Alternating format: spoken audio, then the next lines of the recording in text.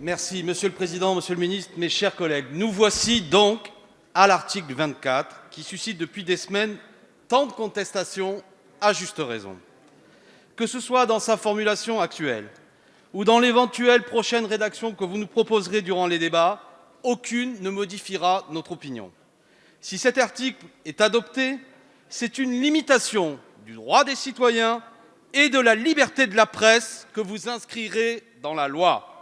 Dans toutes les versions que vous soutenez et que vous soutiendrez, c'est le fonctionnaire de police ou le gendarme qui appréciera seul, sur la base de critères subjectifs, si les images en train d'être prises portent atteinte, je cite, à son intégrité physique ou psychique.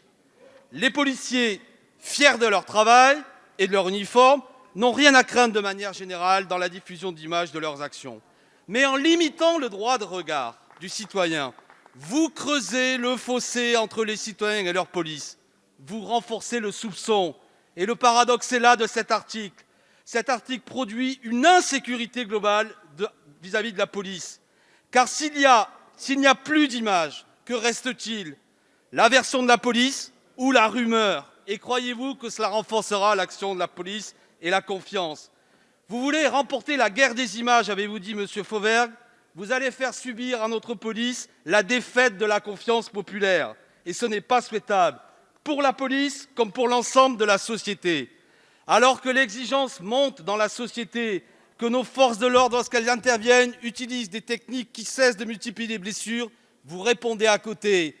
Et pourtant, quelques chiffres, 25 éborgnés, 5 mains arrachées, voilà le seul bilan pour le mouvement des Gilets jaunes. Cela existe, image ou pas, cela existe. Et vous n'y répondez pas, vous répondez pas d'image.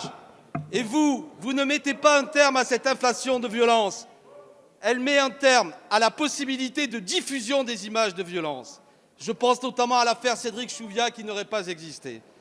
La détresse psychologique des forces de l'ordre que vous évoquez, toutes les études le démontrent, elle est due à des mauvais managements ou à l'absence de moyens.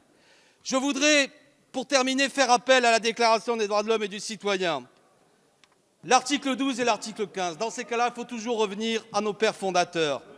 L'article 12, la garantie des droits de l'homme et du citoyen nécessite une force publique. Cette force est instituée pour l'avantage de tous, virgule, et non pour l'utilité particulière de ceux auxquels elle est confiée. Et l'article 15 rajoute « La société a le droit de demander des comptes à tout agent public ». C'est cela que nous demandons en voulant que ces images puissent être diffusées. Rappelez-vous que c'est l'oubli et le mépris des droits de l'homme qui sont la cause des malheurs publics. Je vous remercie, Monsieur Corbière.